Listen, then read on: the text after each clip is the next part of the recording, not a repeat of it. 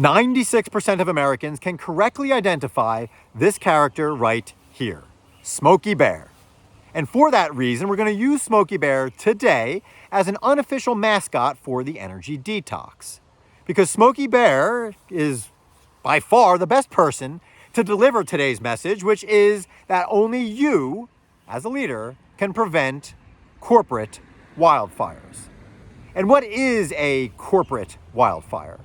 Well, if you spent any amount of time in any corporate setting here in America, you've likely experienced some form or another of a corporate wildfire. Whether it's rumors and hearsay and disgruntled employees that are introducing all kinds of toxicity into the environment that you have to deal with as a coworker or as a manager, or whether it's the wildfires that you feel sometimes when it seems like everybody around you is, throwing heat in your direction or filling up the room with smoke, whether it's your senior management, whether it's your coworkers, another team, whether it's your employees, whether it's a supplier.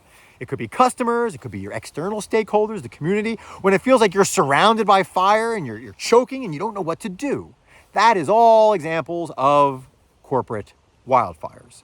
So the question is, what can you do about that? How can you prevent those corporate wildfires? Or if you're in the thick of things, how can you prevent them from growing bigger and ultimately put them out? And so again, today, there is nobody to turn to better than Smokey Bear. The other reason that we're going with Smokey Bear today as the most appropriate person is because Smokey Bear is also connected to the oil industry. In fact, he can trace his origins back to 1942 when a Japanese submarine came ashore off the coast of California and launched a missile or a couple missiles towards the Elwood oil field. And that incident scared Americans. They said, hey, wait a second, what if our enemies started lighting intentional wildfires here in the United States? What would happen? Especially since so many of our able-bodied firefighters were sent overseas to fight a war. How are we going to fight these fires? And so the U.S. government said, okay, well, let's come up with a campaign. Let's come up with some marketing strategy to help give Americans the tools they need to help prevent those wildfires. And so about 2 years later, Smokey Bear was born. So with that bit of history and that connection to the oil and gas industry, let's move on to our goal today. And that goal is to take four insights, if you will, 4 lessons from Smokey Bear that's out there on the internet, on his website, and translate those into things that you can use as a leader to put out these figurative corporate wildfires. But before we begin, I do want to point out one other connection to the oil and gas industry. One other reason that today's conversation is incredibly appropriate, certainly for the energy detox, where we weave together energy industry themes, current events, and leadership challenges. And that is that I am standing here today in Deer Lakes Park. This is a park, part of the Allegheny County Park System here in southwestern Pennsylvania. I'm about 10 miles outside the city limits of Pittsburgh. And this park is a perfect example of how energy and the environment are connected. Because underneath my feet are several Marcellus wells that were drilled by Range Resources about 8 years ago. And Range successfully extracted natural gas from under this park without having any impact on the surface of the park. Well, actually, correction. There was an impact on the surface of the park, but a positive impact because some of the $15 million that was generated that went into the coffers of Allegheny County was used to directly improve the park. The playground you see here, the splash pad that you might hear behind me, not to be confused with the rain that's coming down a little bit, although I am protected by a nice tree here. All that being said, it's a positive example of a connection between the energy industry and the environment. And as we hear about all of the wildfires in Canada, of course, it's tough not to hear the negative connection between wildfires and climate change, and then ultimately, of course, the fossil fuel industry and the burning of fossil fuels. So with that backdrop, with that introduction out of the way, let's jump into the 4 different elements, contributors to wildfires that Smokey Bear has on his website.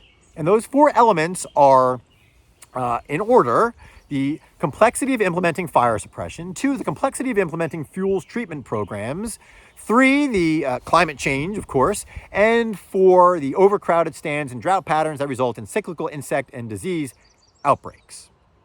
And we're going to step through those not in the order that he has on the website, because honestly, I was a bit surprised. I expected that climate change would have been number one. Again, you can't hear any story, read any story about wildfires and not hear climate change front and center. So I'm actually going to move that to the top of Smokey Bear's list and talk about climate change in terms of controlling the narrative, controlling the headlines. And what I don't mean is trying to debunk climate change. That is not the goal today. The goal is to make sure that no matter what conversation you're having, you're doing it in the same language that your audience is expecting to hear, or is at least going to resonate with your audience. Because as is often the case when it comes to climate change and the positive or negative net impact of the oil and gas industry on the environment, too often, as you know, conversations are on two ends of the spectrum, right? There's attempts to kowtow and say, yes, we are absolutely causing climate change and we are very sorry and we're going to run 100 miles an hour away from fossil fuels and we're going to make amends, and we are, again, if we haven't said it already, we are very sorry. That is one end of the spectrum. The other end of the spectrum, of course, is no. We don't even know if climate change is real. We need more fossil fuels because fossil fuels lead to a bettering of the human condition. And again, that's the other end of the spectrum. Now, again, you probably know from the Energy Detox what end of the spectrum I lean on, but regardless of where you are, what do you need to do? You need to use language that's going to resonate, that's going to get people's attention, just like that submarine attack in 1942 got the attention of Americans. So how do you do that? How do you do that as a leader? Well, instead of actually doing the environmental anecdote or example, I'm going to start with the corporate example. And that comes down to something that, again, tends to fall on one end of the spectrum or the other, and that is work from home versus working in person. Or, in the case of the oil and gas industry, working out in the field, out in the elements, again, as I'm exposed to today. Because what happens? Well, companies and individual leaders tend to default to the same talking points about the pros and cons of each, the financial benefits of each, this and that. But my suggestion for you, because I've seen it implemented, is to take it to the next level and say, no, we're not just going to talk about the financial benefits of, hey, if you work from home, that's a nice perk. You save $10,000 or $15,000 on commuting, and maybe you can have a simpler wardrobe, and that there's a lot of value there. In fact, in some cases, we're actually going to dock your pay $10,000 or $15,000 to make up for that. Again, we've seen that play out. It doesn't work. But what can companies do on the other end of the spectrum? What do companies say? Hey, no, we need you to work in person. Do they just say the talking points, how, it's easier to mentor and, it's good for osmosis and it's good for the company? Because guess what? People don't care. What do they care about? They care about money. But not just the $10,000 or $15,000 a year difference. What is the difference long term for their whole career?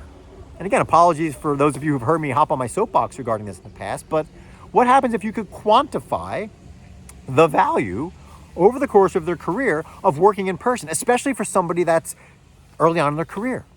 What if in the first 5 years you say, hey, look, if you work in person in the first 5 years or work out in the field, over the course of your career, you're going to make $1.5 million more than you would if in those first 5 years you were remote or you were mostly in front of a computer, whether you're in the office or not.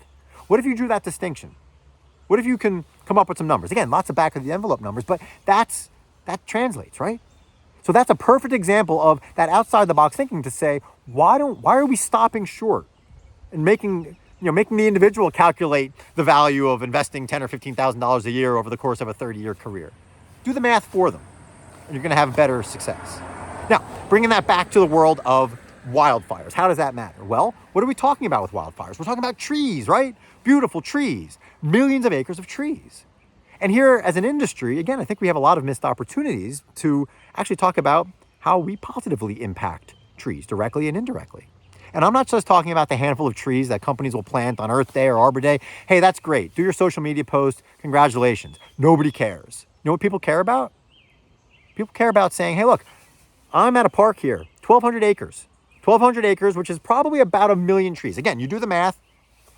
It depends on the tree density, of course, the type of tree, all kinds of different stuff. But call it 1 million trees here at Deer Lakes Park. Do you know that to get the same amount of energy that you would get out of one well, like one of the wells drilled underneath my feet by Range Resources, you would have to burn about 1 million trees, 1 million trees, to get the same energy as one Marcellus well? And of course, the burning of those trees would be far worse for the environment. The burning of those trees would produce far more carbon dioxide and particulate matter, and we'd have air around here that would mirror the air that existed and would probably be far worse than the air that we were experiencing last week thanks to the Canadian wildfires. Think about that. And then scale it up, just like we did with the work from home or work in person example. Scale it up. Here in Appalachia, we make 30 to 35 BCF a day. In America, it's about 100 billion cubic feet of natural gas per day. Think about that in terms of energy. Now we're talking, 5 million trees a day. About 10,000 acres, again, back of the envelope math. 10,000 acres a day of trees that you would have to cut down and burn to get the same amount of energy that we get from natural gas. Millions of acres per year. Now you're starting to speak the same language. Wow. That's what natural gas does, from an energy standpoint. Tree equivalent energy.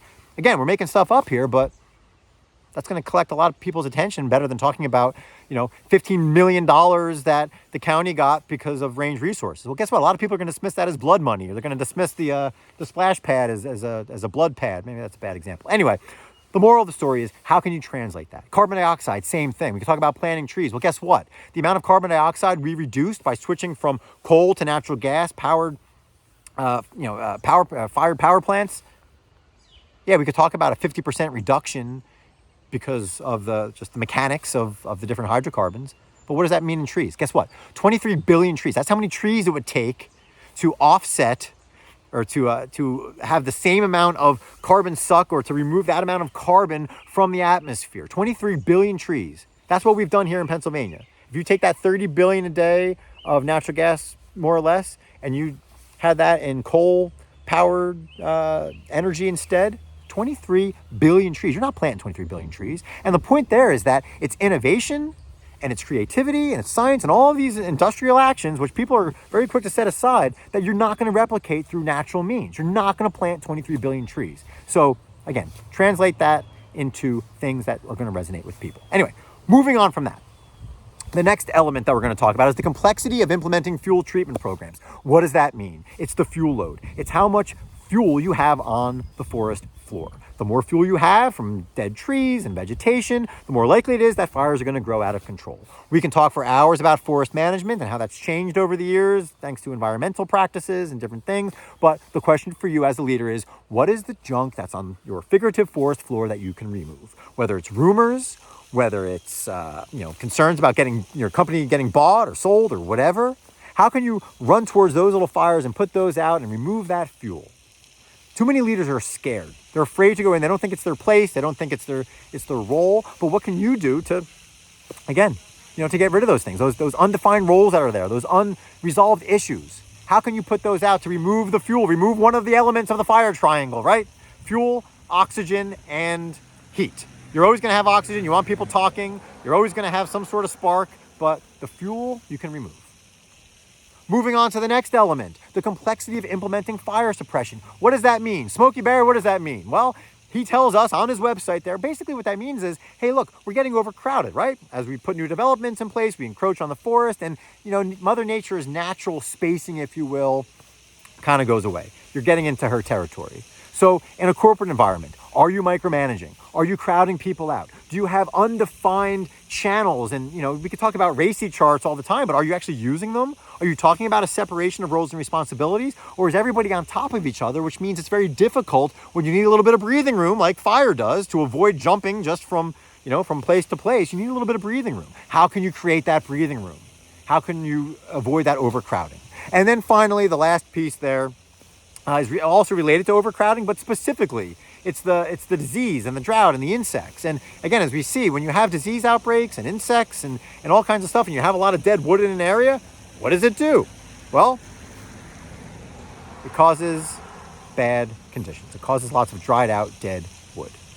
So what can you do to avoid that toxicity? What can you do to squelch those diseases, if you will? What can you do to get rid of those insects that are thriving in the environment and that are causing all kinds of toxicity? Because my guess is those insects that you might have around you, you're much better off getting rid of them than having them hang around, because they're causing more harm than good. So anyway, those are the 4 elements.